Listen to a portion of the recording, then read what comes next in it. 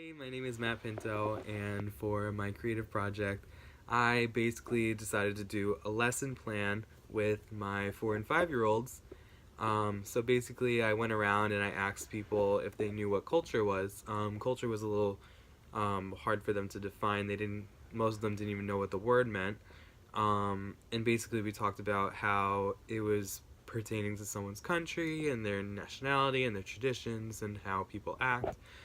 And basically, my 4 and 5-year-olds, they tried to come up with other countries, and they just gave me weird things like Maine and Florida, and they just didn't grasp it.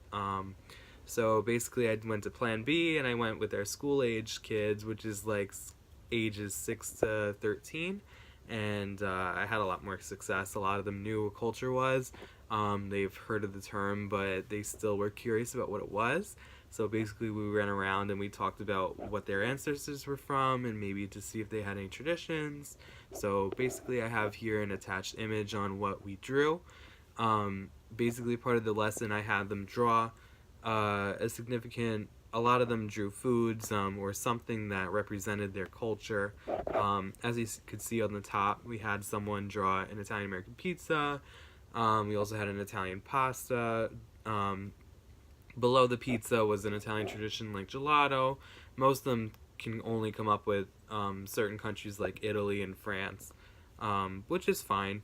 Which I was glad that they could come up with certain countries and nationalities and associate them with some sort of significance. Then under the Italian significant images, we have the Latin American image. This student, Edwin, he came from a lot of different nationalities from Latin America, so you said that a lot of them have pineapples, so he drew pineapples. I don't know how accurate that is, but that's what he came up with.